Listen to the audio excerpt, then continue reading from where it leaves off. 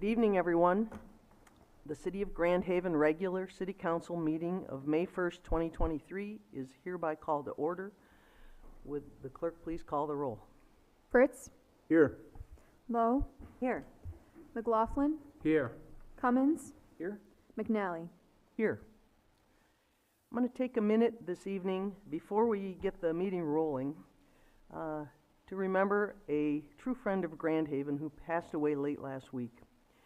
On behalf of the City of Grand Haven, I offer deepest condolences to the Smith family, its legion of friends, and all who knew, loved, and admired Commander Mike Smith, United States Coast Guard retired, Executive Director of the Grand Haven Coast Guard Festival.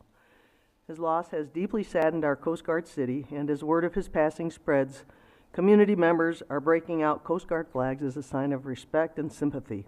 I encourage anyone who's able to fly your Coast Guard colors until Mike's funeral next Monday to honor him. Mike loved his family, his Coast Guard, and this community, and we are all richer for the intelligent, principled, gracious, energetic, quick-witted, fun-loving, Jeep driving, and dapper dressing life he lived. On the evening that I was sworn in as mayor, I contemplated with some trepidation the office on which I was about to enter, and there was a knock on my front door, and Commander Mike Smith delivered the biggest, shiniest, and it has to be said, flashiest gold pin I'd ever seen. Well outside my comfort zone and normal wardrobe range, and exactly the right thing to dress up my sober black suit. It carried me through that evening and well beyond, and I will never forget his kindness. I'm wearing the pin tonight in his honor. I ask everyone to keep his wife, Kathy, and their kids and grandkids in your prayers. Mike's love of family simply lit him up, and he was inordinately proud of all of them. May he rest in peace. The invocation tonight will be delivered by Reverend Art Van Wold of the First Christian Reformed Church of Grand Haven. Would everyone please join me for rise for the invocation and join me in the Pledge of Allegiance following. Good evening. One other family we should be remembering in our community is the Zeidema family. Their daughter, Aaliyah, who was a freshman at Western Michigan Christian, tragically passed away after a soccer game on Saturday. And so the Zeidema family is in a lot of grief, and we should remember that family in our prayers too. So let's bow our heads in prayer. God our Father, you tell us in your word to be still and know that you are God, that you will be exalted among the nations, that you will be exalted in all the earth. As we take a few moments now to acknowledge you, what we pray is that our hearts will exalt you, glorify you, and honor you in what is said and done here this evening. We pray for families of this community who are in grief, for the Smith family as they mourn. Comfort them, please. The Zeidema family as they mourn the tragic loss of such a young life. Comfort them, we pray, and all the students that are affected by this death. Lord Jesus, bring your comfort to these families.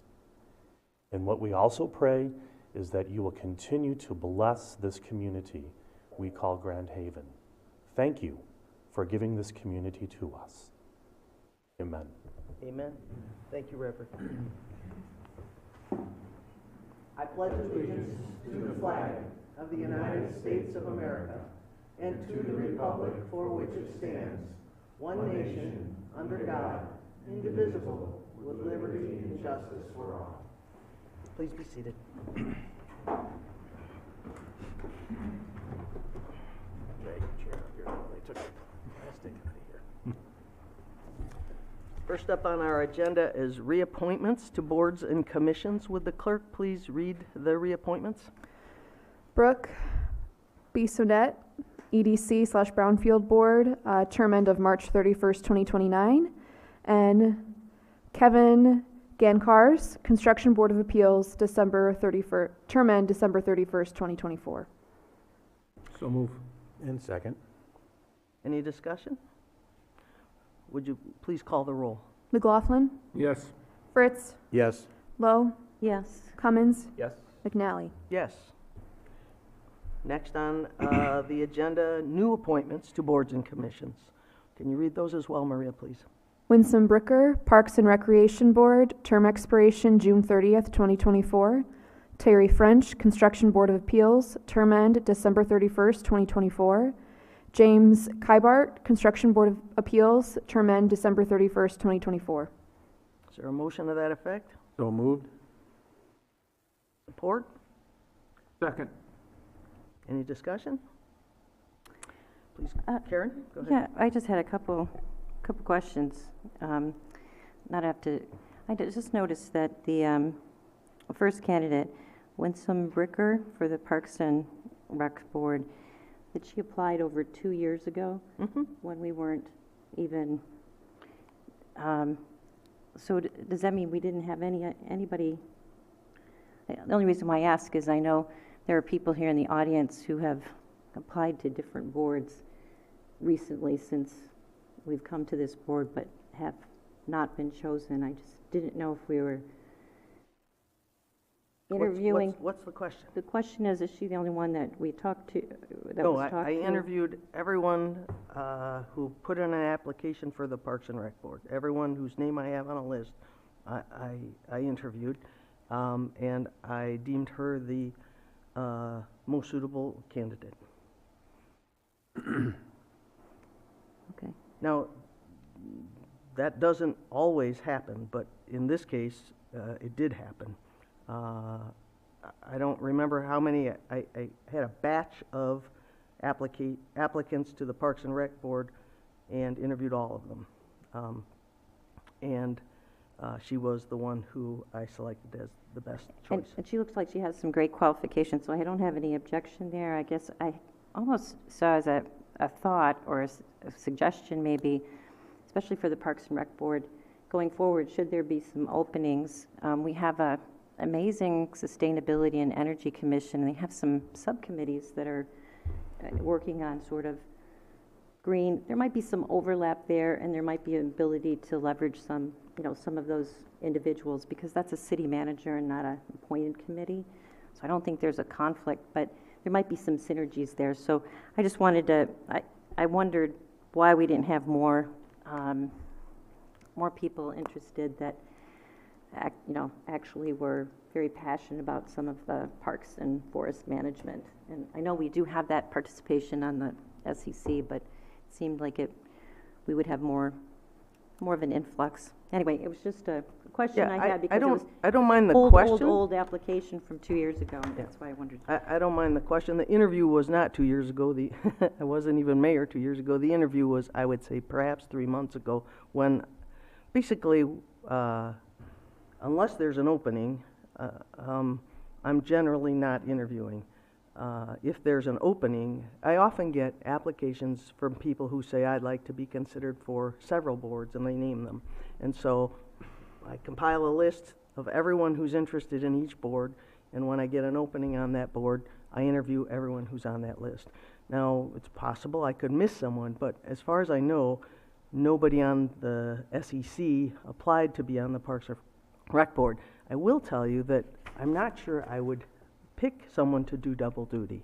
And I know there's not a technical conflict, but we have a kind of we have a rule in the city that you get appointed to one board or commission at a time. And I think this council probably needs to talk about how we manage that with the SEC. It hasn't come up yet because I haven't had people from the SEC apply to other commissions that I've selected them for, but I think we will at some point get to the point where we're going to say, do we want to make exceptions for that? And there are some people who are sitting on more than one board. I mean, Yeah, just a point on that, and I would ask the clerk to look into that. I believe that the conflict only exists on the mayoral appointed boards, the task force and other committees that the city manager sets up, that there is no conflict. But I'm not sure of that, and I just asked the two of you to follow up on that, because it is a good question. We've had discussions about that, and I guess what I would tell you is I would like to talk to this commission, or this council about, I won't call it legitimizing, that's not the right word, but systematizing the SEC at some point, because I do think that there should be I think that it was initially organized as what was envisioned to be a temporary board. All right, that's what is usually organized under the city manager's authority. At the point at which we decide as a group that it's not a temporary board, I think we need to talk about making it a mayor-appointed board with. I believe that's a charter amendment, Your Honor. Yeah, Yeah, so I that would understand be that. a formalized process with the Yes, people. and I have already talked to Ashley about what are we going to do with this, and I'm leaving it to the city manager to sort that out. But in the meantime, I think that our practice of generally only allowing people to sit on one board at a time is a good practice. It's not always followed. We've got a couple of people who are sitting on the SEC that had already been on other boards, and I don't know that I would reappoint them to those boards if they're still on the SEC. It's an interesting question, and I'm not sure that we have a clear answer, so. Okay, anything else? Karen? No, those are right. Comments and questions? Yep, please call the roll, Maria. Fritz, Yes. McLaughlin, Yes. Lowe, Yes. Cummins, Yes. McNally. Yes. Okay, moving on to approval of consent and regular agendas. Can I get a motion to that effect? So moved. Is there support? In support. Okay, discussion? Ashley? Actually, I'd like to remove item 12, is it, wait, sorry. New business, is it item 11, new business for the city manager's request? Okay, you want to make a motion to amend the regular agenda to remove item 11A. Is that? Yes. Okay. Before we get to that, is there any, I've got one that I would like to move from consent agenda to regular agenda, so that we can discuss it. And I think there's also a minutes correction. Is that true, Maria? Mm-hmm. So you want to describe the minutes correction? Yes, the minutes correction is for the regular council meeting minutes of April 10. For the first new business item, it says, all the motion passed unanimously, and it did not. Mayor McNally had voted against it, and that needs to be corrected in the minutes. So we have to figure out how to fix the agenda. So let's hold the minutes and let's talk about, I would like to pull item 9I off of the consent agenda for discussion. Has anybody got an objection to that? Okay, so I think at this point, we've got 9I moving to new business. We've got 11A moving off the agenda generally. And we've got a correction to the minutes. So as I could use a motion to amend the consent and regular agendas as just described. So moved. And second. So we're going to vote on the motion to amend the agendas. McLaughlin, Yes. Fritz, Yes. Lowe, Yes. Cummins, Yes. McNally. Yes. And now we need a motion to approve the consent and regular agendas as amended. Is that accurate, Maria? Okay. Can I get a motion to that We effect? have, it goes back to the previous motion that was first made. Say it again. So Councilmember Cummins and Councilmember Fritz, who first. Yes, It makes goes back sense. to them. Okay. Cummins, Yes. Fritz, Yes. McLaughlin, Yes. Lowe, Yes. McNally. Yes. Okay.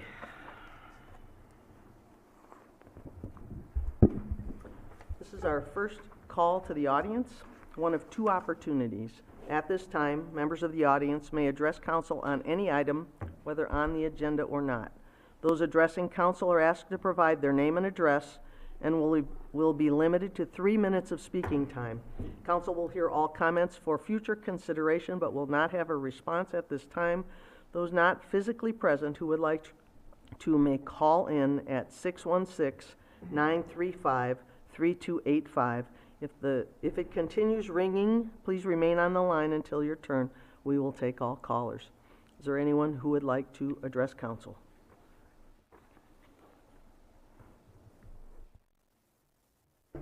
Eric Booth, 15131 Arborwood Drive. I'm a Board of Light and Power employee. However, I'm here tonight to express my personal views regarding the recent Political Action Group's proposed charter amendment to dissolve the Board of Light and Power. My hometown of Marquette, Michigan in the Upper Peninsula went through an effort to get rid of the Marquette Board of Light and Power over 20 years ago. Citizens fought to maintain direct control of their electric utility and won. And it's no surprise why. Energy is an essential service necessary to sustain life. It's not a puppet to play politics with. The Board of Light and Power directors are elected by the voters who have direct control over their municipal electric utility. The 1959 charter was set with appropriate checks and balances between the voters, City Council, and the Board of Light and Power. Now there is a group that for months have been operating behind closed doors to change the city's constitution. And according to Field Reichard, on April 20th, they, and I quote him directly, spent a lot of time and a lot of money with attorneys helping to design this thing. Their intent? Remove the rights of citizens to maintain direct control of their electric utility by dissolving the voter-elected Board of Light and Power. The locally owned and locally controlled Board of Light and Power is not a political toy to bat around in the backyard or throw down the stairs. And it's not a pawn to play in a political game of chess. The Board of Light and Power is an organization managed by utility engineers, not administrators. The governance structure was wisely set up as a technical body, separated from influence by local politics. The strategic priorities of the Board of Light and Power are to provide reliable, affordable, and sustainable electric services to the community. Has the board been successful? The reliability in the last 7 years have gone through the roof, and they are now one of the most reliable electric utilities in the state of Michigan. They have decreased rates multiple times over the past 7 years.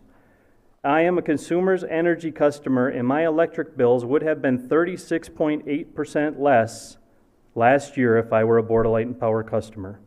Their sustainability efforts have taken them from 9.4% renewable energy in 2019 to 22% in 2022. And they are expected to be at 28% by 2025. Outstanding results by any measure. Currently, the voters of this community have direct control of their locally owned electric utility. A political activist group is now trying to persuade voters into taking the unusual step of giving up that control and turning it over to the politicians. Thank you. Thank you, Eric.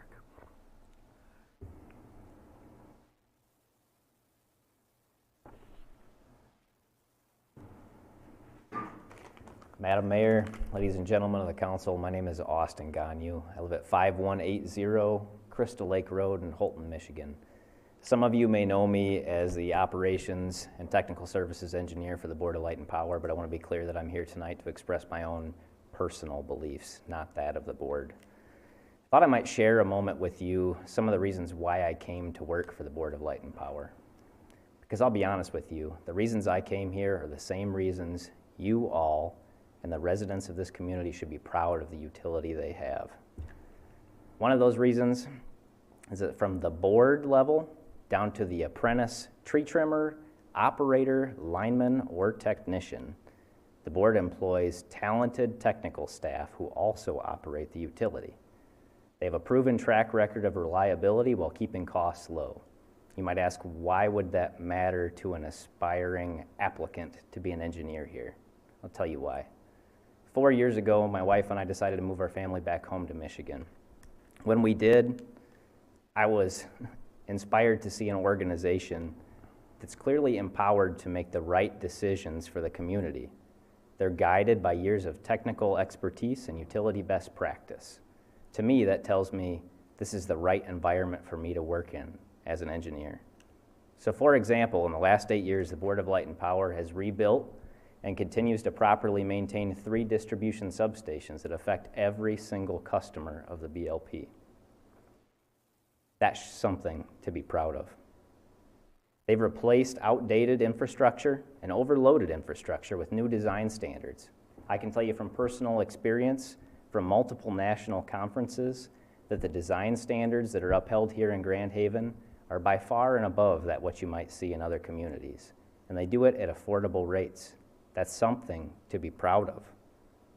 We've adapted a vegetation management plan that increases our reliability while lowering cost. That's something to be proud of. One more example, and then I'll cut this short. We've replaced 100% of our electric meters in town. That reduces operational costs, that increases reliability, helps us predict problems before they even happen. That, ladies and gentlemen, is something to be proud of. So, what does that mean for you? What does that mean for this community? A great example was our 2022 reliability number for the average outage that a customer sees in Grand Haven. I'll play it to you simple. I'm a Consumers Energy customer. If I was a customer here in Grand Haven, I would see 2.9 times less outage minutes than that of the national average. And something that really strikes close to home, I would see 5.4 times less outage minutes than someone else here in the state of Michigan. That is something to be proud of. This, ladies and gentlemen, Madam Mayor, is a direct reflection of the technical expertise at all levels of the Board of Light and Power. And me, I'm proud of that. Thank you. Thank you, Austin.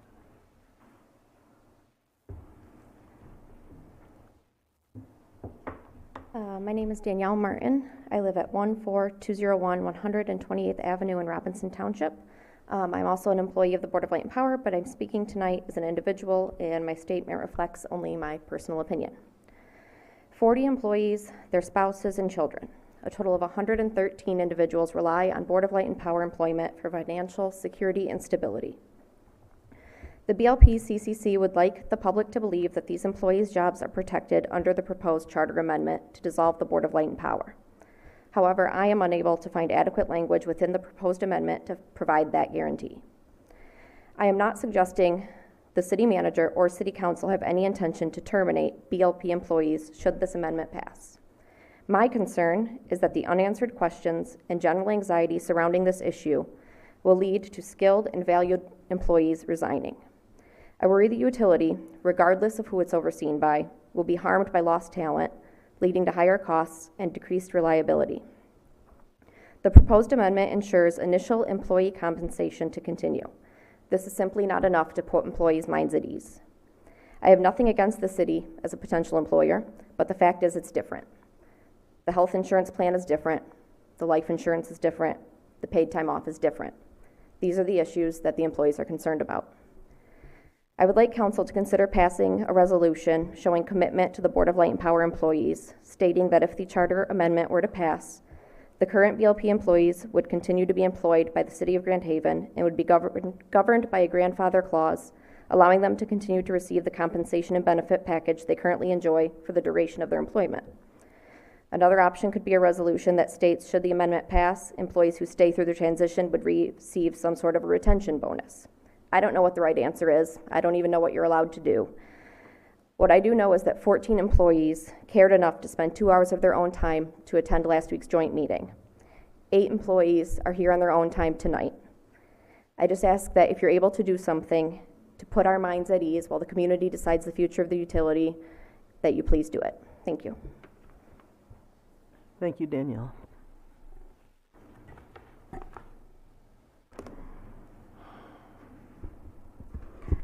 Hi, my name is Tammy Amos. I live at 1475 West Summit. I am not a resident at the city, but I am a proud employee of the Board of Light and Power.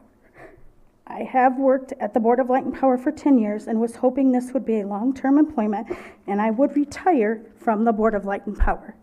I do not agree with the charter change. I would like to know how one person from this new group, called the BLPCCC, can promise employees of the Board of Light and Power that their jobs are secured and guaranteed. That power rests with the City Council and management. The group BLPCC is trying to take away people's voices and a right to vote for the elected BLP board members. I believe it's your responsibility to tell us who on City Council is okay with this charter change. Thank you.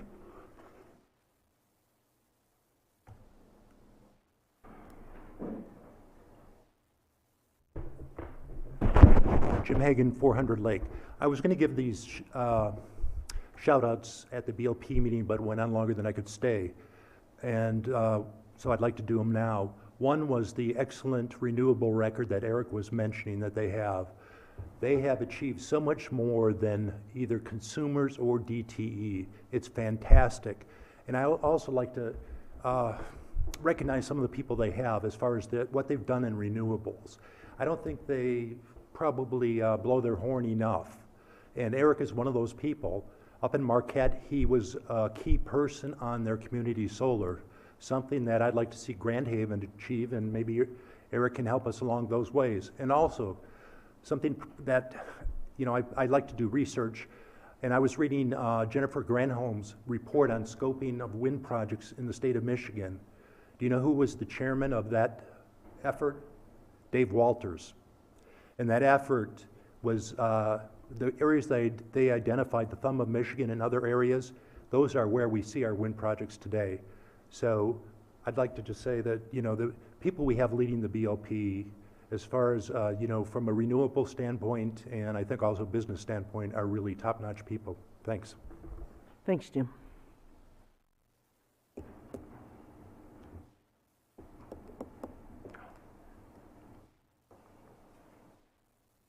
Good evening. I'm Sharon Beam, 15898 Ridgefield. Tonight I'm here on behalf of the Grand Haven Coast Guard Festival. On Thursday, I had the honor of representing our wonderful community at the District 9 Change of Command, saying goodbye to our dear friend, Admiral Johnston, who's going on to be the superintendent of the Coast Guard Academy, and to welcome Admiral Hickey, who will actually be coming for the Coast Guard Festival with his 5 children and wife, who they are very excited. Admiral Hickey's going to be an awful lot of fun, and also to be able to talk to Vice Admiral Lundy and then Captain Green of the Mackinac and welcome all of them, give them an early welcome. Some of them will actually be attending. I'm also here on behalf of item F on your consent agenda, which is the new fundraiser for the Grand Haven Coast Guard Festival.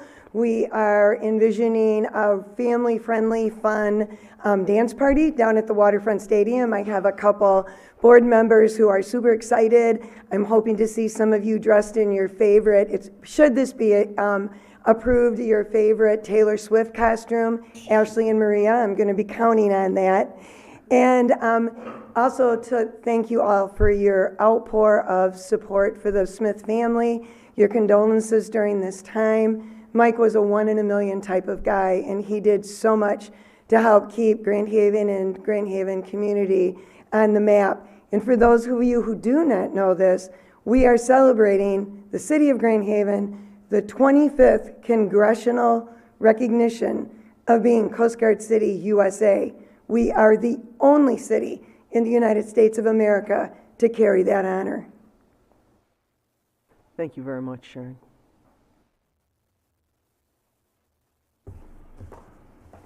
Okay.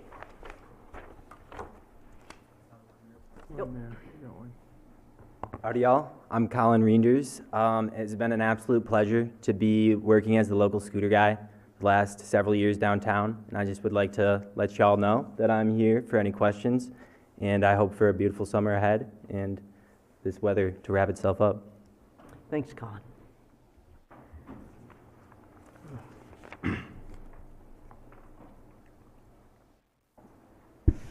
I came to the meeting tonight for 2 reasons. Okay, Jerry, gotta state your name, I'm even sorry. though we all know who you are. Would you please do it for the record, though? Jerry McCaleb, and I've moved. I don't live at 1235 Slayton anymore. I've moved to 12014 160th. It's all numbers. West Olive, 494 and 60. I even get a new zip code. But I came for two reasons. The first was to acknowledge the work of Mike Smith and the sadness that I feel in his departing us.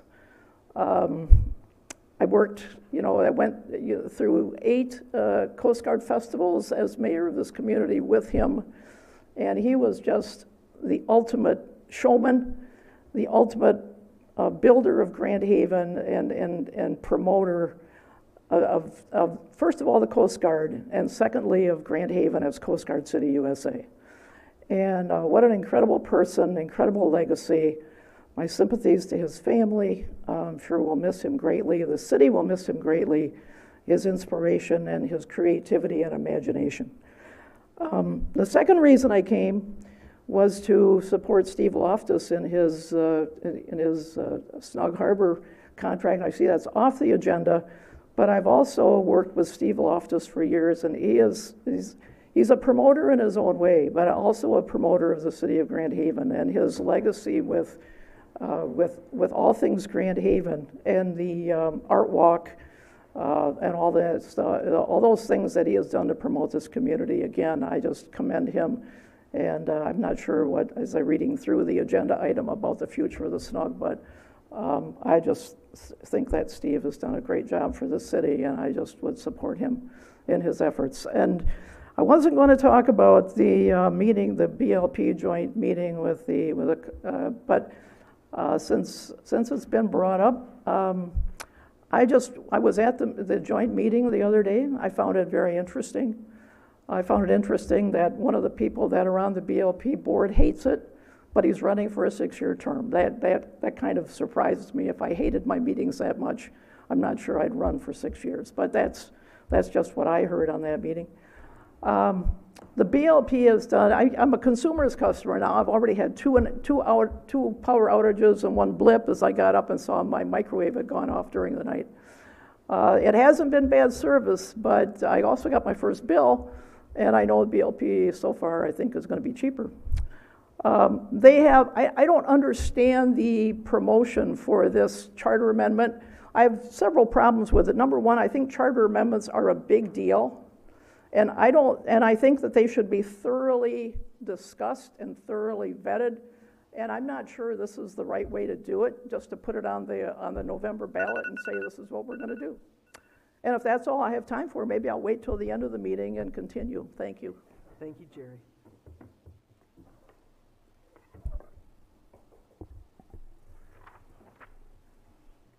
Okay. Oh. Hey, Doug. You didn't really think so, did you? I'm Doug Vance, 100 Washington. There's so much more important things to be discussed, that are being discussed here tonight, and for you folks to deal with. You all know why I'm here, representing the tenants that live at 100 Washington. And after a year now of coming to these meetings, I look at your comments here and what you print on your agenda item. It says, council will hear all comments for future consideration, but will not have a response at this time. I just ask that you maybe add at the end of there, or any other. Nobody has had the courtesy to come to me and talk about this issue. I have been talked to about maybe there would be something done. Nothing has been done. These are tenants. They're being discriminated against, bottom line is. I don't know if it's the color of their skin or the amount of money they make or don't make, but if you're a condo owner downtown, you have an advantage of being able to park on city property without any threat of being ticketed. If you park in the lot behind the copper post, you do not. And that is the closest parking to the tenants, to the residents of Grand Haven that live there. It's pure discrimination is the only final conclusion that I can come to. I would certainly hope that's not the case, but we're going to find out. Thank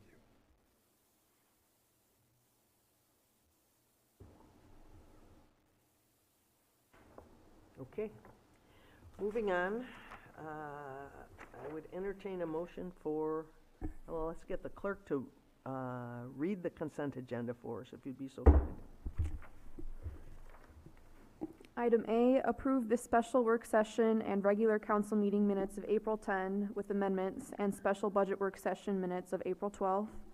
Item B, approve the bills memo in the amount of $796,138.35. Item C, approve a resolution to place delinquent invoices in the amount of $15,523.88 for sidewalk repair, $168.75 miss/additional rent inspections, $43.20 annual snow melt maintenance, $3,674.70 delinquent water sewer bills, $4,895.31 delinquent BLP electric bills, and $6,741.92 on the 2023 property tax bills with an 8% penalty as single lot special assessment roll 599 in accordance with section 3113 of the city's code of ordinances. Item D, approve the professional services agreement with Lakeshore Canine Training for training a patrol explosive detection canine in the amount of $16,000 to be paid with donated funds, and authorize the mayor and city clerk to execute the necessary documents. E, approve 2 marina seasonal slip rental agreements as follows. Steve Ainsworth, slip number 25 in the amount of $4,180, and Jesse Hornberger, slip number 39 in the amount of $3,520 for the 2023 boating season, and authorize the mayor and city clerk to execute the necessary documents. Item F, approve a special event request to hold a Grand Haven Coast Guard Festival fundraiser concert on Saturday, June 17, 2023 at Lynn Sherwood Waterfront Stadium from 6:30 p.m. until 9:30 p.m., including use of parking spaces in the marina parking lot to allow alcohol to be sold and served during event hours, and to apply up to a $500 discount to the park rental fee as outlined in the City of Grand Haven's special event policy. Item G, approve a special event request to hold the Grand Armory Anniversary Party on Saturday, September 9, 2023 in a portion of parking lot number 3 to allow alcohol to be sold and served from 3 p.m. until 11:30 p.m. and to waive the sound ordinance until midnight.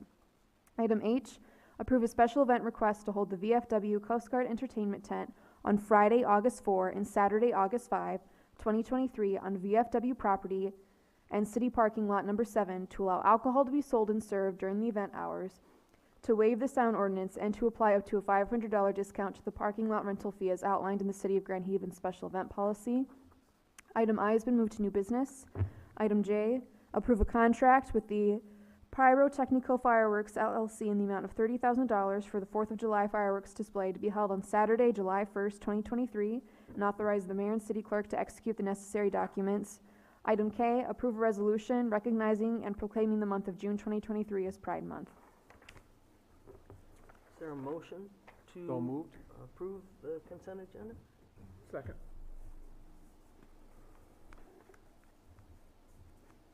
Any more discussion? Please call the roll, Marie. Fritz, Yes. McLaughlin, Yes. Lowe, Yes. Cummins, Yes. McNally. Yes. Okay, we're moving on to item 10. I'm going to open a public hearing regarding the proposed budget, millage rates, 1% tax administration fee, fee schedule, and capital plan for the City of Grand Haven fiscal year beginning July 1st, 2023, and ending June 30th, 2024. I'm going to declare the public hearing open, and it looks like Emily's got some information for us. I do. Emily Green, Finance Director for the City of Grand Haven. I just have a few slides to go through. We had the budget work session. Just wanted to kind of highlight a couple things from that. Fund balance for the general fund is projected. We provided a balanced budget. The fund balance for the general fund is projected to increase slightly for this fiscal year 22 and 23, and projected for the 23-24. I just want to remind you, this budget does not include the LCSA revenue, which usually is received in May. Hopefully we'll receive that and be able to put that in the final document that will be brought on May 15th. This graph just shows the general fund revenue. Largest part is property taxes. And so wanted to just highlight that includes the county road millage, the streets program, LCSA, and administrative fee. The taxable value increased 5.7% for the 2023 tax year.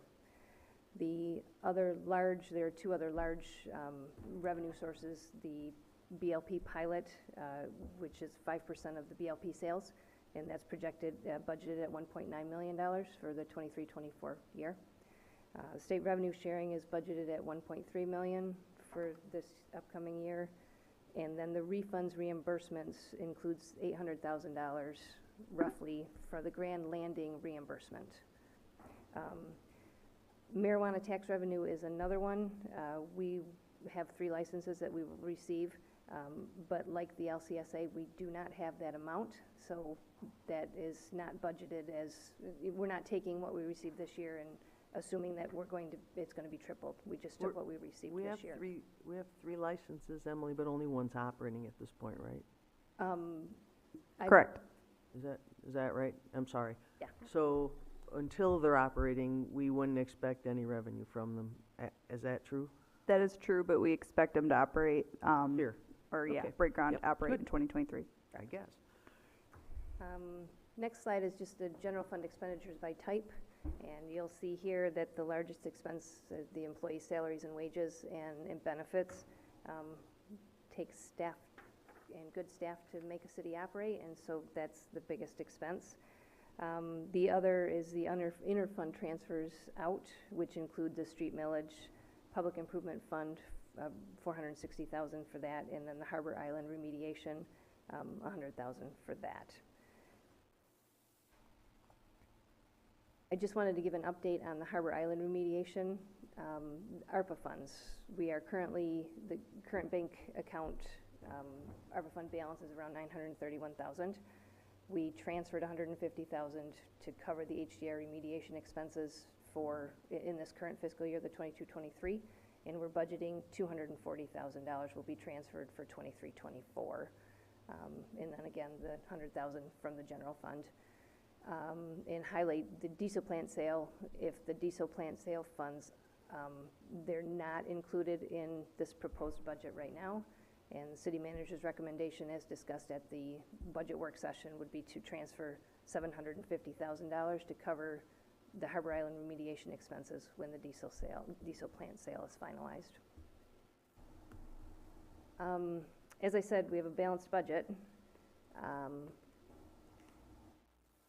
But I wanted to bring a couple points and make a couple points. There were public improvement fund balance transfers in the last 3 years, and also included in the 23-24 budget, that are transferred from the reserve. We are also not funding all of the capital projects.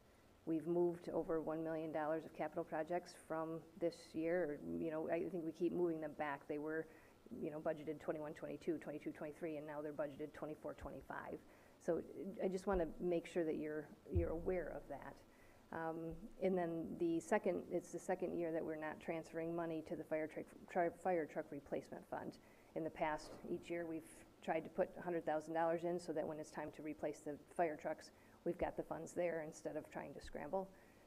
And then we've got the unfunded pension liability and the Harbor Island remediation project sitting out there. So at the budget work session, we discussed being proactive instead of reactive, and we'd like to try to continue to do that.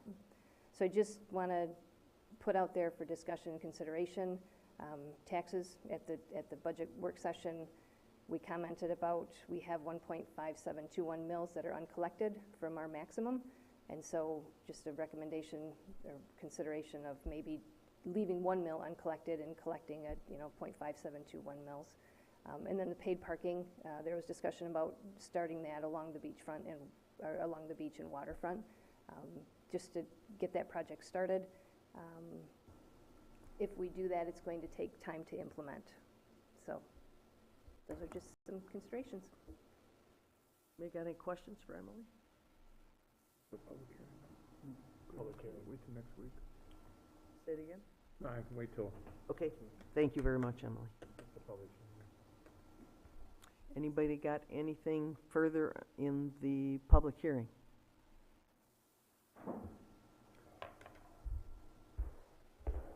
Jim Hagan, 400 Lake. I'm just going to read off the email that I sent. On page 108 of the packet, general government growth is very large while public safety is decreased. Public works is essentially the same, and recreation and culture is somewhat lower. My question is, why is general government growing when we hear that public safety and infrastructure needs more funding? I believe areas in need of funding should have priority, not general government. Page 110, local streets are needing more repair and fund balance at budget end of 23-24 for Department 203 is predicted to be essentially zero. Money is being transferred to fund repair. Local streets are in extremely poor repair, and it's obvious more funding is needed even to maintain their poor state. What is being done? More funding is needed, but I don't see this being acknowledged and additional funds being directed to local streets. Switch funding from discretionary grants to local streets. And just another comment that wasn't in the email. On the pilot payments, I think everybody understands the definition of pilot and how it's used by organizations that don't pay taxes. A pilot payment is for property, buildings, etc. Now, we're still putting the BLP payment, which is a charter payment of, the 5% of gross electric revenues under pilot. I would like to see it identified separately. I mean, 1.9 million is greater than anybody else is contributing. When you look at the sales tax, it went from 1.2 to 1.3. BLP has gone from 1.8 to 1.9 million. I think if we had it identified separately, people would realize what BLP is doing for the city. By putting it under pilot, we classify it along with NOWS, the Grand Haven Spring Lake Sewage Authority, which are very low. I think the payment of 1.9 million next year should not be under a pilot. It should be identified separately as the BLP charter payment. Thank you. Thank you, Jim. Okay, I'm going to close the public meeting. We're going to move on to new business.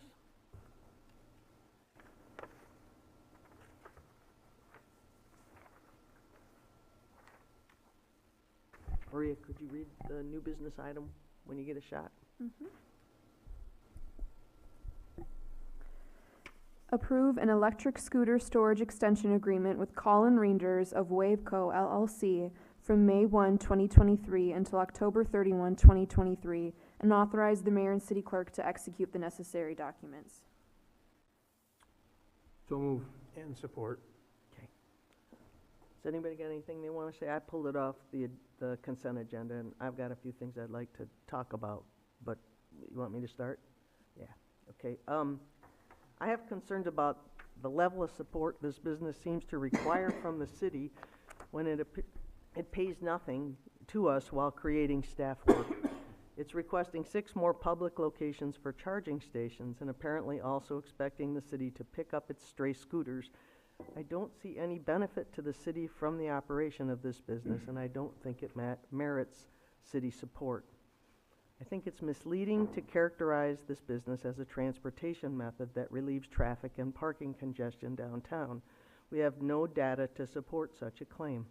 But personal observation would support a conclusion the scooters just add another traffic dimension to our most congested areas.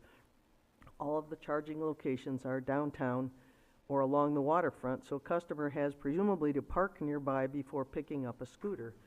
This is not a case where customers could get a scooter at the remote beach trolley pickup, for instance, and use it to get downtown or to the waterfront.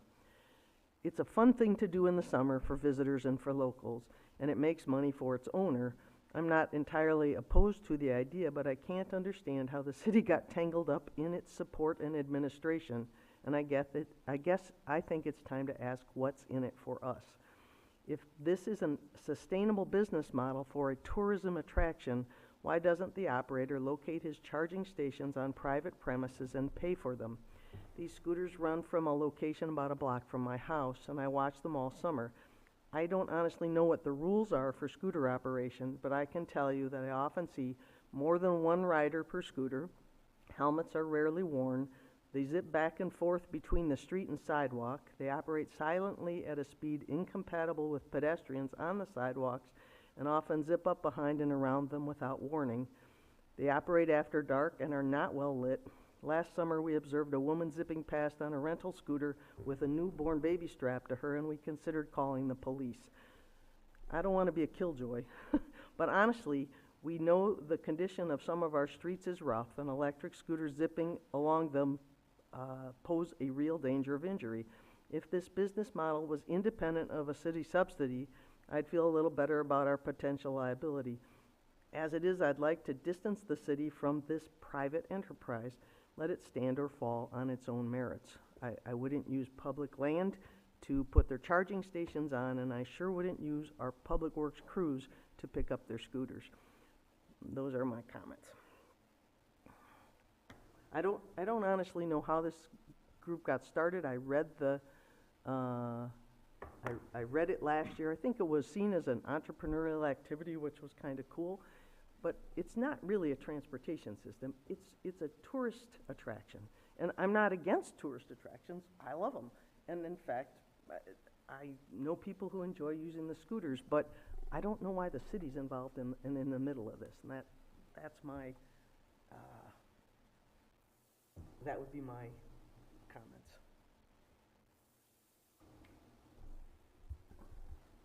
Yeah, Mayor, and there's been a couple different presentations in the past councils on this from the particular owner. I don't know if you'd be willing to hear from him or allow him to answer some of your questions that you might have.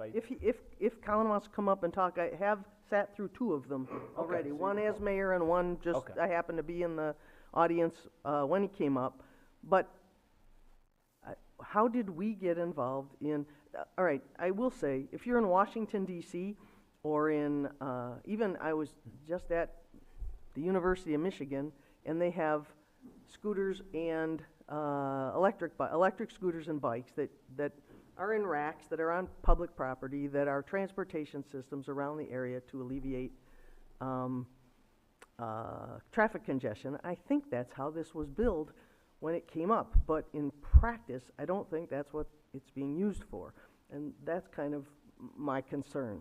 Is if it's not a transportation system, and doesn't really offer anything but more congestion down in our already more congested areas, why are we involved in it?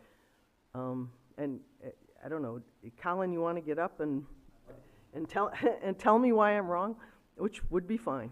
Honestly, starting with telling you how you're wrong, that's incorrect. I shared many of your sentiments. I hear you, and perhaps there should have been more communication in the beforehand. It has always been in my heart that my city helped me start and become an entrepreneur, and that's who I wake up in the morning as, and so there's fondness there.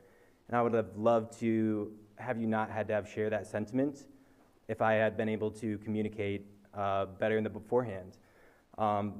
This journey has been, I've been a Hope College student doing full-time school, and then it's like all of a sudden I get done with exams, and then it's the on season, and then I get done with the on season, and then I've gone back to school.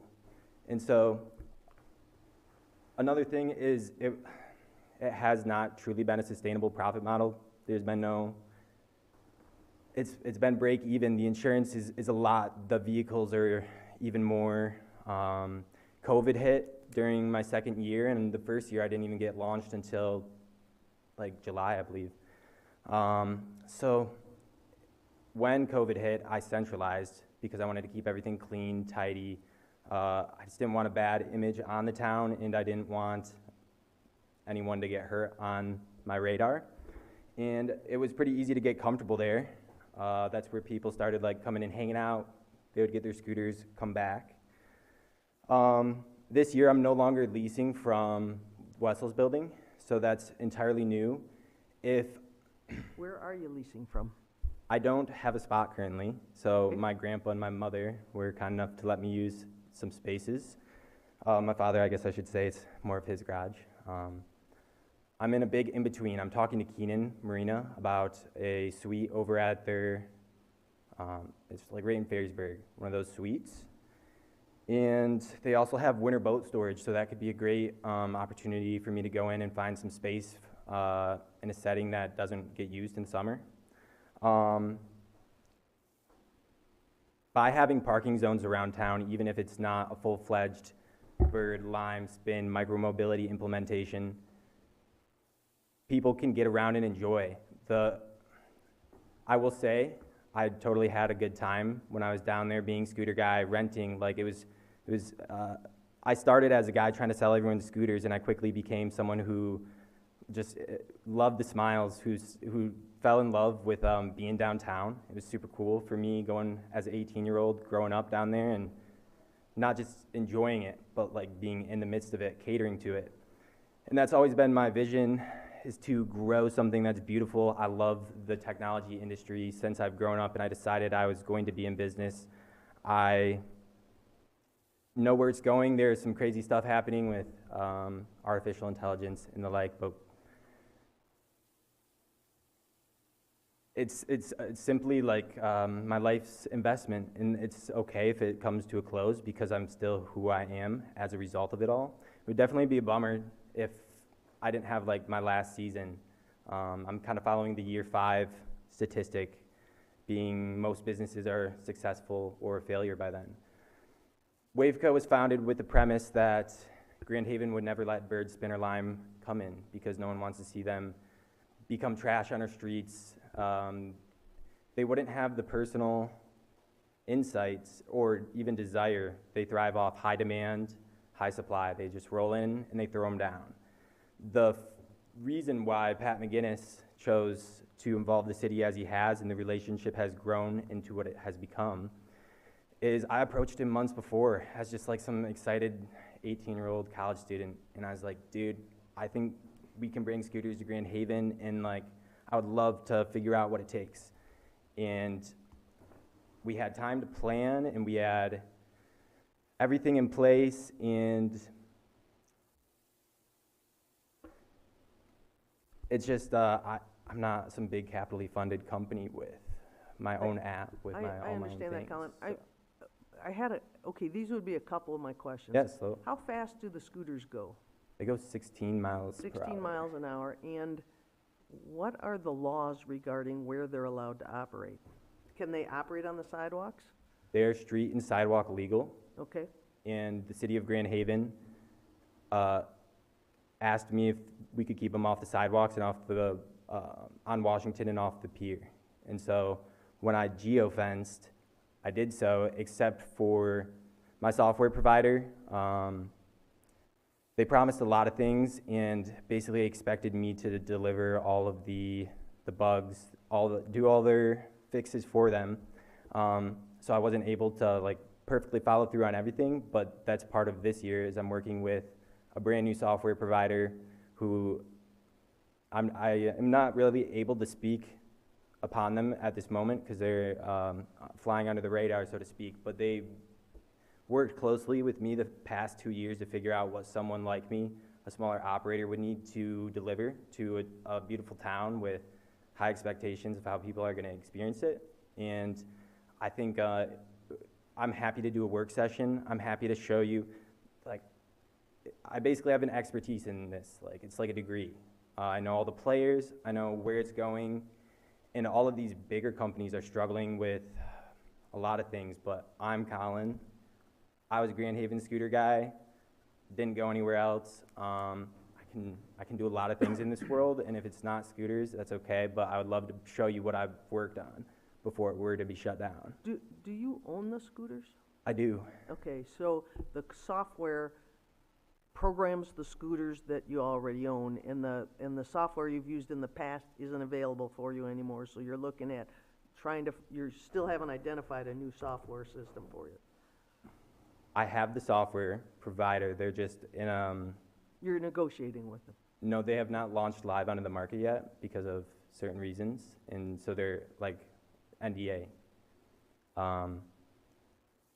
So you don't have a location yet to operate out of, and you don't have the software to run them? No, And can you track them? yes. Okay, so how did we end up with an agreement that says the city will pick up your stray scooters? The means of like revenue to the company, and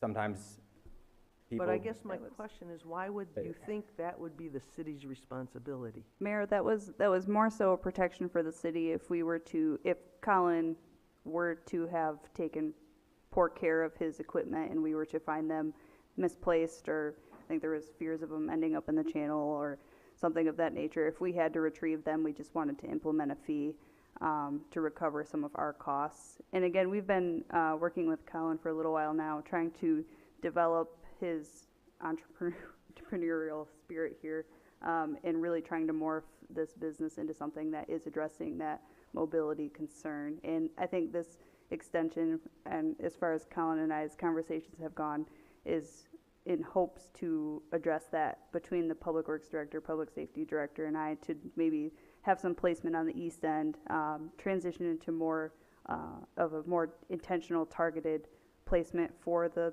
docking stations. Right now, it's really been a trial basis, is my understanding, for Colin as he has implemented his practice, and it's been in the more popular locations, and I think he's learned a lot throughout this process. But I think the goal is really at his heart to address the mobility concerns and congestion concerns in peak season.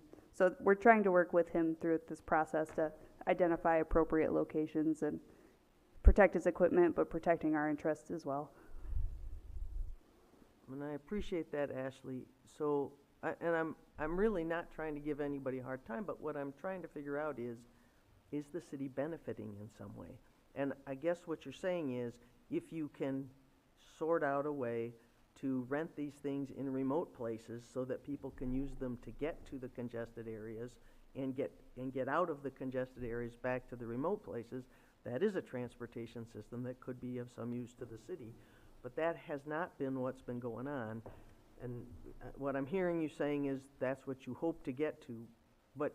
Correct.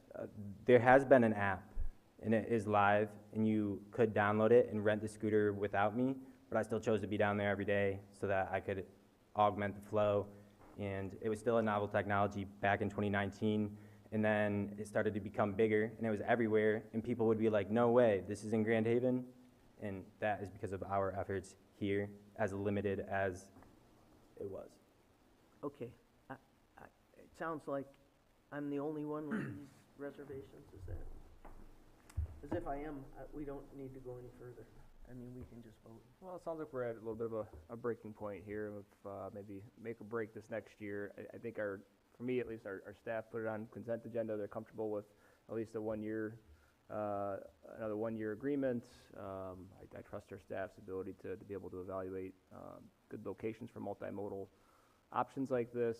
You have promised a lot in the past, and especially related to some of the software and limitations on where it would allow these scooters to go, so that way they're not bothering people on the boardwalk and things like that.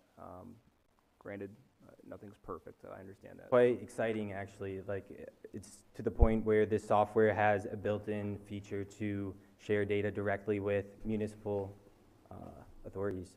It's designed for someone that is an established firm in an established market, and we will be able to figure out accordingly what we can do with the data and track, and it's just very exciting pivot point, and I hope it can happen here.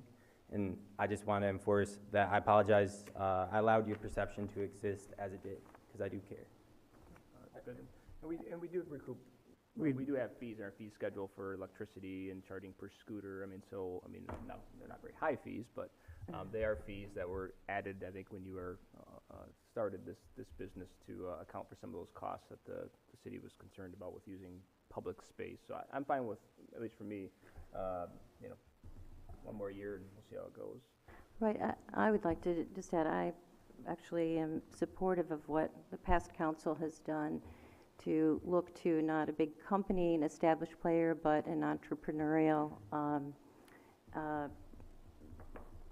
young entrepreneurial person from our area here in Western Michigan to try something new and try to meet this need. And I too agree, nothing is perfect when you're experimenting and there's adjustments to be made. I think the biggest concern was Your Honor, was what you raised about recouping some of the costs if need be, and it sounds like you've worked something out there where it needs to be in terms of implementing a fee schedule should you have to use city workers to retrieve one of the bikes. So I'm comfortable with allowing this to continue for another year as well.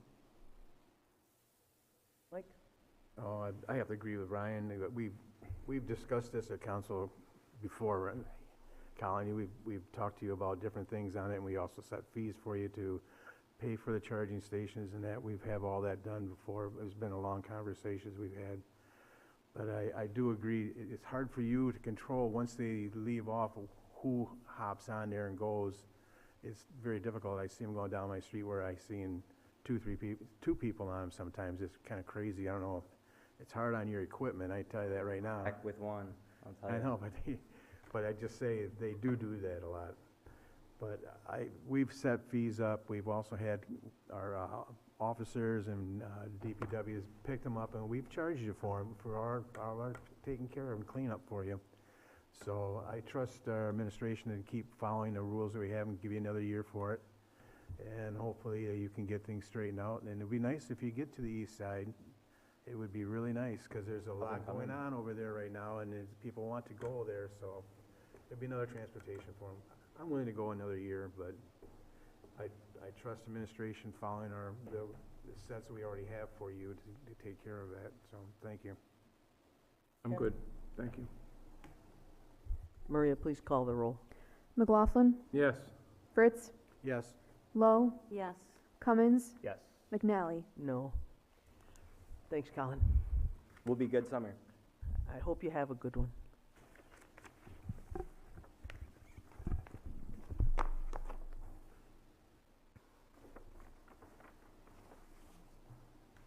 Okay. We took 11A off. So I think we're at report by city council. Mike, would you like to start? Oh, sure. I'll start. First of all, I want to put my condolences out to Mike Smith and the family, his family and that. Through the years there, as far as Coast Guard goes, there's nobody more dedicated to the Coast Guard than Mike Smith.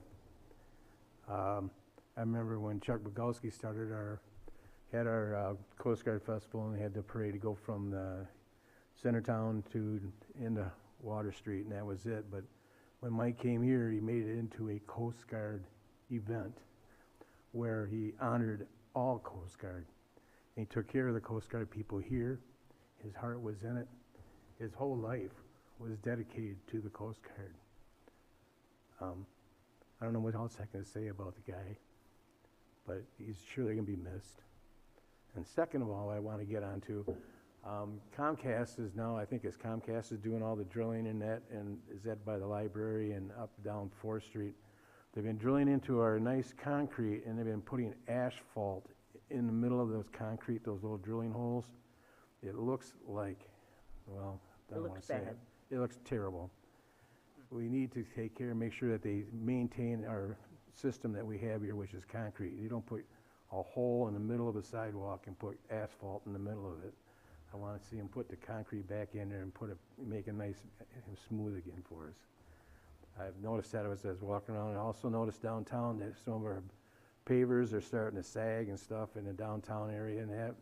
And some of the poles are starting to chip around the bottom. We need to get some maintenance on them. If we want to show off our downtown and we want to show what we have to maintain it one way or another. Whether we have a budget or not, we're going to have to take care of this. Something that we have to do. Other than that, I'd say something about the Tigers, but we all know where they're at right now, so. Like my Bruins. Well, at least one of the two favorite Tigers are coming back, Sure. Scherzer and Verlander will be there.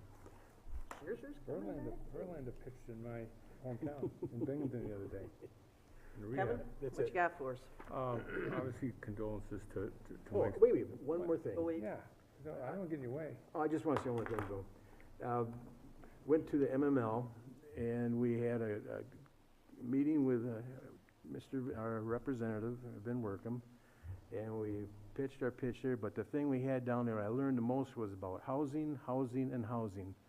All about about affordable housing and making housing affordable for people in that. And also it was about homelessness and that, and how people are homeless.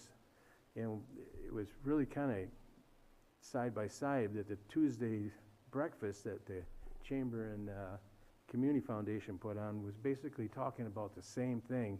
And everything we learned down there is that Ashley and I, we all sat there when they first came out and said there's $25,000 available, a grant from the state of Michigan that can go for people that need help with their homes when it comes down to for roofs, hot water heaters, furnaces, windows, whatever. There's grants out there to get, and there's also for builders and developers, there's also money from the state is available for them to partner and come up and make housing more affordable for people. So it was really a good experience, and it was very nice that we had a opportunity to go down to Lansing and listen to our legislators. And also got our Senator Victory was there, and he was a speaker on the stage, and he did mention to us, it's because we all sitting in the front row, he says, yeah, I think I better take care of myself here because I got all my constituents sitting down in the front row pointing fingers at him. But he did stand up for us and our short-term rentals, so he did say he understands what we're coming from on that too, so that's what I wanted to add. Okay, thanks, That's Mike. it, now I am done. Kevin. Obviously, condolences to Mike's family. It's a shame. He's always been a tremendous asset to this community, and we will all miss him. I attended the fundraiser for the K-9. It was unbelievable number of people that Packed. Yeah. Yeah. And when somebody literally bid $22,000, I almost fell off my chair. It was unbelievable the amount of money they raised, and I want to give the chief and Lieutenant Hudson and that whole staff a big congratulations. They worked very hard on this. And the Eagles Lodge. And the Eagles, obviously, for hosting it, and it was a great event. I didn't make the beach cleanup, but I was on the east end picking up some trash. In fact, Councilman Cummings saw me picking up some trash along Beach Tree, so I knew there was going to be plenty of people down on the beach, so I figured I'd go up and help on the east, Gary up on the east end. I see that the BLP turned down the annex. Obviously, hopefully that we'll have maybe some private developers who may be interested in that. It'd be great to be able to sell that off if we could. I think it's a great location. I would ask the staff to start moving at least on, Emily talked about the paid parking.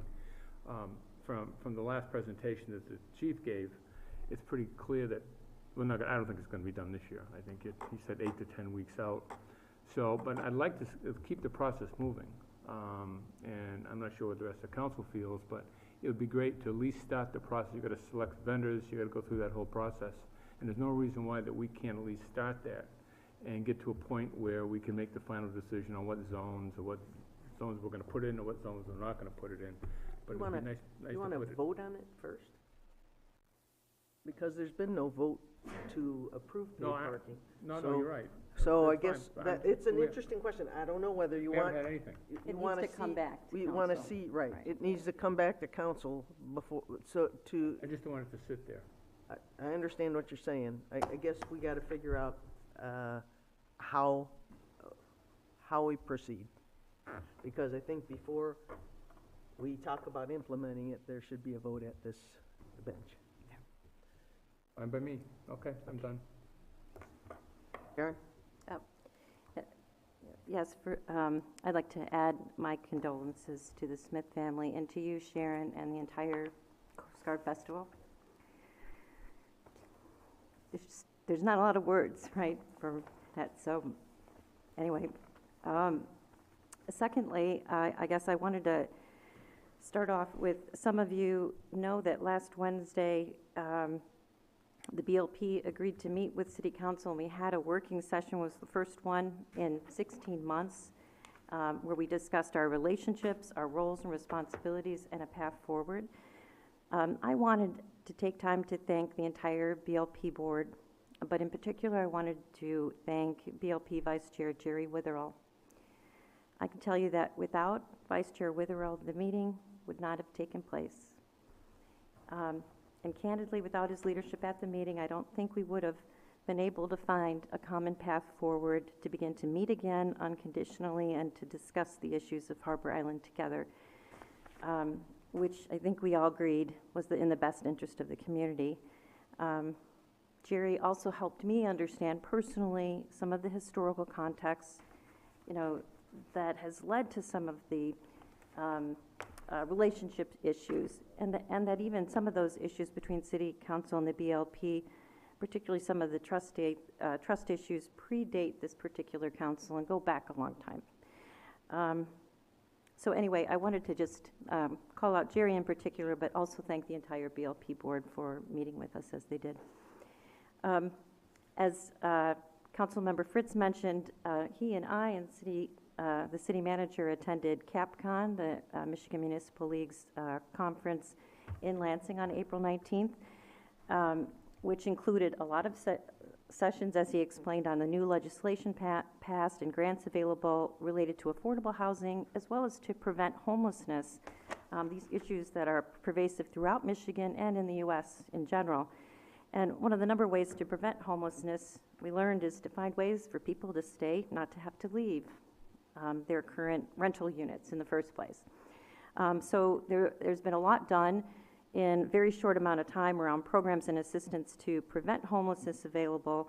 And I don't know about you, Mike, but I was writing down all the acronyms. We have MCTEH, Michigan's Campaign to End Homelessness, MICH, Michigan Interagency on Coalition on Homelessness, the Michigan Homeless Policy Council, all who have developed some programs that our community can tap into.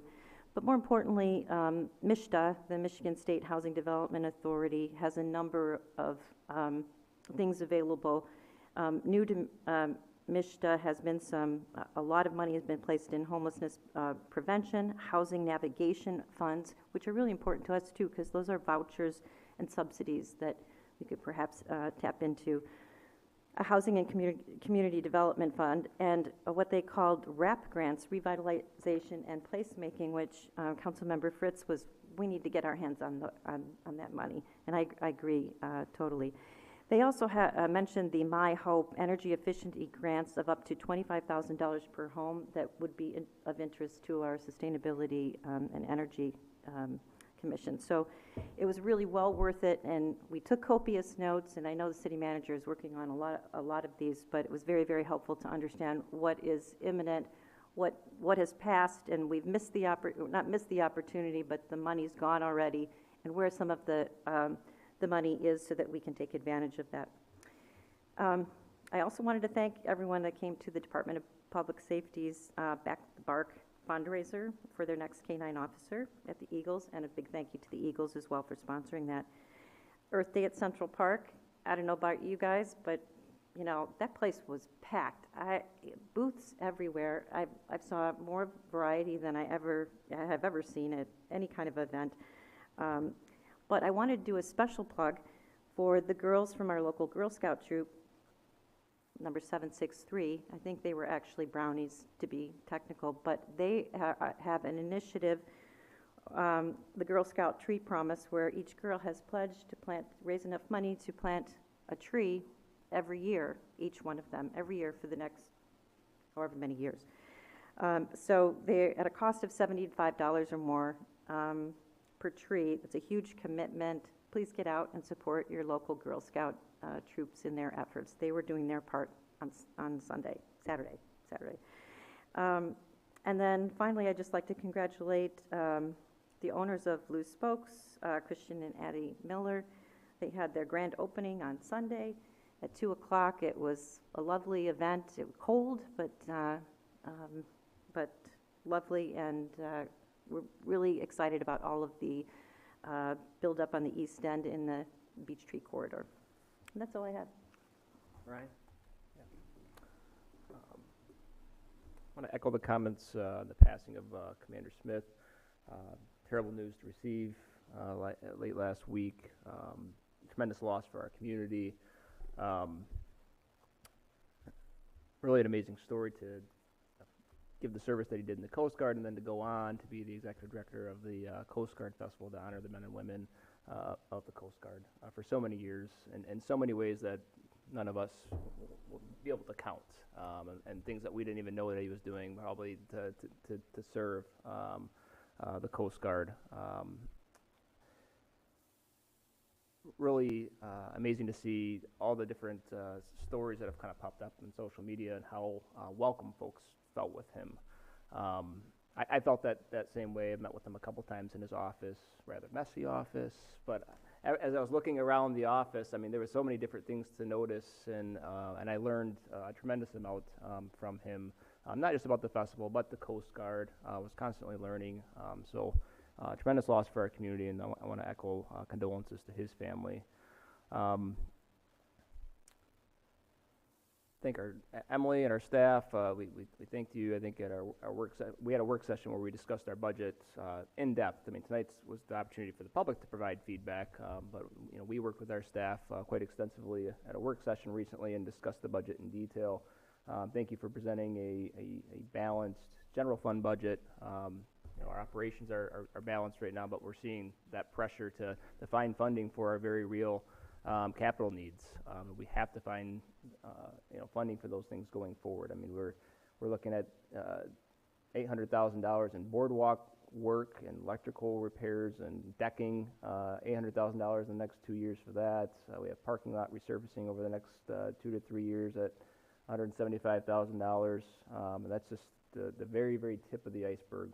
We have very real needs, and as we get our numbers in at the end of the year and on kind of what our gap is now that we've taken the step of closing our pension in partnership with our employee unions, we're still going to have some pain up front that we have to work through to make that long-term decision. So, but thank you for your work to at least find a way to balance things at this point. I hear what Jim's saying. In fact, Ashley, I want to follow up with you related to our roads. As I'm driving, more and more spring picks up here. There's some things in pretty rough shape, and we do have some dollars and ways I think that maybe we can increase some of that road resurfacing funding. I want to echo the comments on the Canine fundraiser and the Earth Day events. The last thing I will indicate is a great ribbon cutting yesterday for Loose Spokes on the east end of town. I want to welcome them again to the Beach Street corridor, an amazing reuse and repurposing of a building that needed a lot of love, and they put a lot of tender love and care into it. They're still working on it. Still more to come with the Brew Distillery over there as well, but congratulations to them and a welcome. So that's all I have. Okay, thanks. I've got a list. It's not real long, but I did not attend CapCon, the Capital Conference, but I did head over to Lansing to meet with Representative Van Workum with the rest of the Grand Haven delegation. It was a good meeting.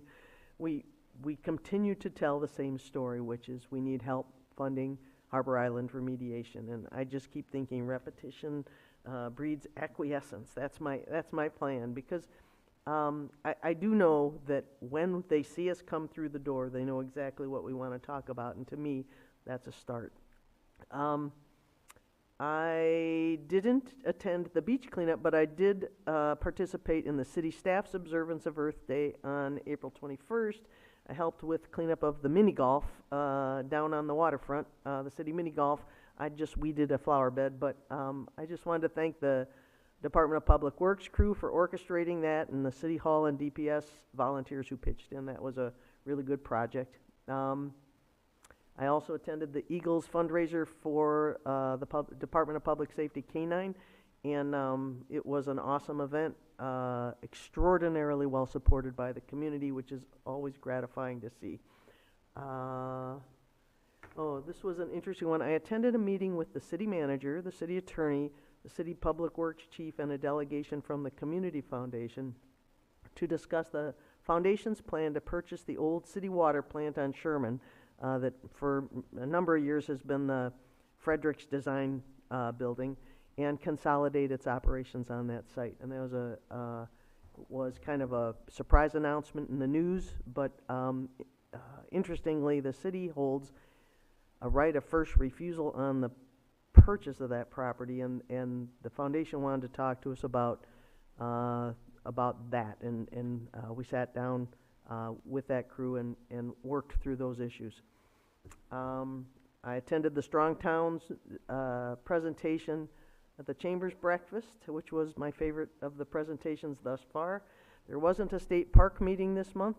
We talked about the joint council BLP meeting. One of the things that I heard here, and we talk about sprucing up the town, and one of the things that sprucing up the town depends on is seasonal workers. So I'm going to put a plug in here that if you know some nice high school or college student, senior high school or college student, or someone in that age range, or anyone else who's interested in working outdoors this summer and doing some work that beautifies their city.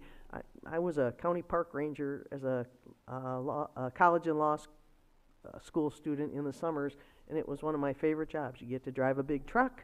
You get to paint a lot of picnic tables. I mean, there's good work to be done. So the city website typically has job openings, and I know they look for seasonal workers around this time of year. So if anybody out there's listening, send your college-age student down to take on a summer job. Today is election eve. There's an election, general election tomorrow on the school bond issues. So anybody who hasn't already executed their absentee ballot, I recommend you get down and vote. And then this is a personal note. I made my first and hopefully my last visit to the University of Michigan's Big House on Saturday to see my lovely, kind, and brilliant niece Elizabeth graduate with a BS in biology. The keynote speaker at commencement was the renowned jazz musician and trumpet player, Wynton Marsalis, and he gave a beautiful speech that urged graduates to serve as connectors and bridges in a society fractured by so many divisive issues, to overcome barriers of age, race, and political ideology to make our world better. So it was a beautiful speech. It was an incredible event. The whole stadium floor was filled with graduates, and it's a lot of kids to see assembled all in one time, and all that energy and all that enthusiasm and all that potential. It was really beautiful. So even though it was blue and gold, I was happy to be there. That's all I got. Ashley? I'd just like to also offer my condolences to the Smith family. As Ryan said, it's really just a tremendous loss for the Grand Haven community, and I think I speak for all of us when the city is ready to support the festival this year in any way that we can to make it especially special. Just one note, after the public hearing today, the final draft of the budget will come to you May 15th, so if you did have any final suggestions or edits or changes you'd like to see, please get with Emily and I prior to the agenda publishing on May 11th. Thanks, Ashley. Maria, got anything? Any As you plug for said, the election? It's Election eve? Election day tomorrow. Come out and vote. Grand Haven schools will have 2 separate items on the ballot. Polls are open from 7 a.m. to 6 p.m. And if you need to register to vote, come down to the City Hall clerk's office and we can get you to do same-day registration until 8 p.m. Thank you. Okay, second call to the audience. At this time, members of the audience may address council on any item, whether on the agenda or not. Those addressing council are asked to provide name and address and will be limited to 3 minutes of speaking time. Council will hear all comments for future consideration, but will not have a response at this time. Those not physically present who would like to may call in at 616-935-3285. If it continues ringing, please remain on the line until your turn. We will take all callers. Jim Hagan, 400 Lake.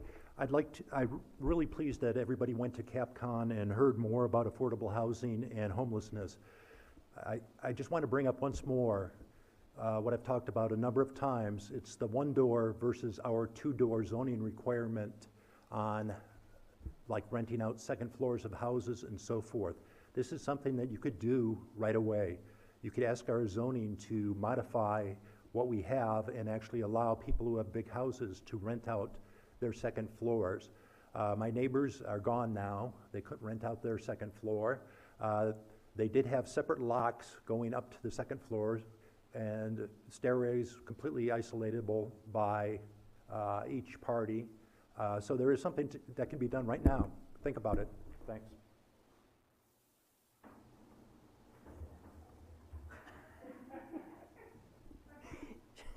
Sharon Beam, 15898 Ridgefield, Grand Haven Township. I heard I'm taking my Coast Guard Festival hat off now, and I'm going to put on my downtown merchant hat. From somebody who was the past chair for the Grand Haven Main Street DDA for 3 years, I was involved in the whole parking study that we did years ago to determine what was the beginning of the 3-hour parking. If you look at that study, I'm very saddened to hear Doug say that his 10 tenants in his building are discriminated against. Roger and Karen Bergman own their condo upstairs. They're my landlords. They park just like everybody else does. Next door to me at 216 Washington, there are tenants there who always park in the back parking lot, and they walk all the way around. Parking is very fair and equal.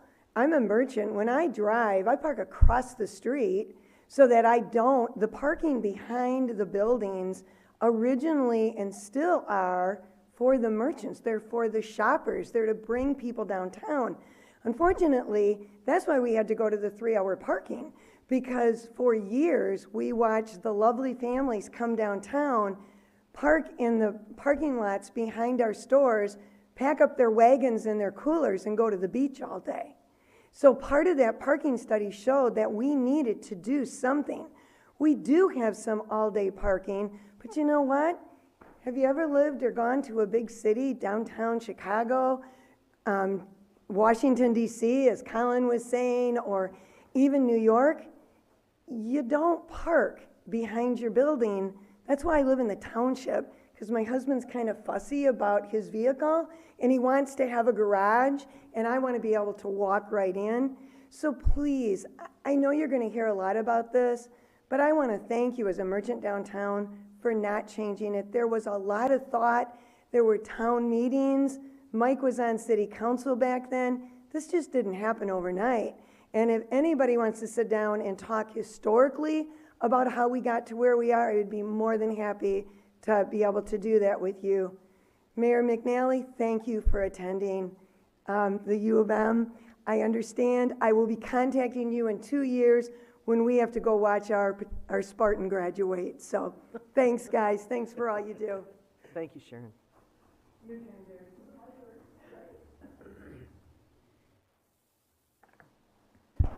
Jerry McCaleb, 12014 160th West Olive.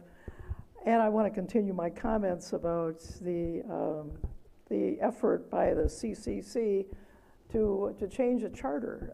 As I said, a charter change is a big deal, and it deserves to have a thorough hearing, and it deserves to have thorough debate, and all sides being able to bring their best arguments.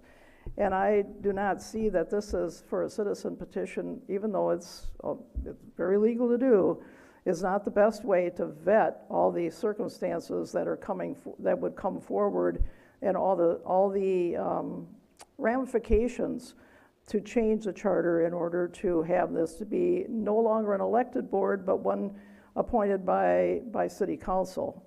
And I kind of do wonder how the city council members, did you know that this was going to happen? How do you feel about that your guys are going to be the ones in charge of putting people on a board if this happens to, unfortunately, if people are foolish enough to vote for this or to get it on the ballot and then vote for it in November, to think that this is a good idea. Again, I would think if there was a problem with our electric utility, if people weren't being serviced well, I could understand why there would be dissatisfaction. That is not the case. Our BLP runs very efficiently. It runs very well. It's done a ton of improvements to spend millions of dollars to make the service better.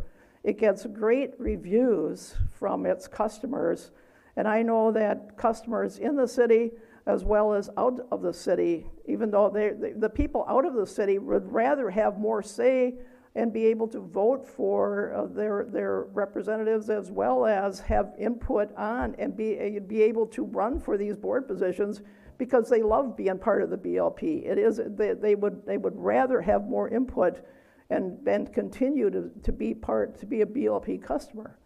Now, if you even have people outside of the city that can't vote but would want to be more involved, if they love that utility that much, why would you change it? Why would you want to change it? Why would any voter want to change it? If you can give me 10 good reasons why the BLP and their board, elected legitimately by the people of the city, are doing a rotten job, maybe this is something you support. If on the other hand you think they're doing a good job, think about this, and the ramifications have not been explored and have not been made clear as to why this is a good idea, why this has been put forward, and why anybody would support it, considering the good work that the BLP has done. When there was a time when I was on council, when we were somewhat at odds, and the odds were because we didn't understand. Once you understand the situation, and you understand what's at stake, it's really time for people to come together and work with each other and stop sniping at one another. I think that would be a class act for all the way around. Thank you. Thanks, Jerry. Okay, meeting's adjourned.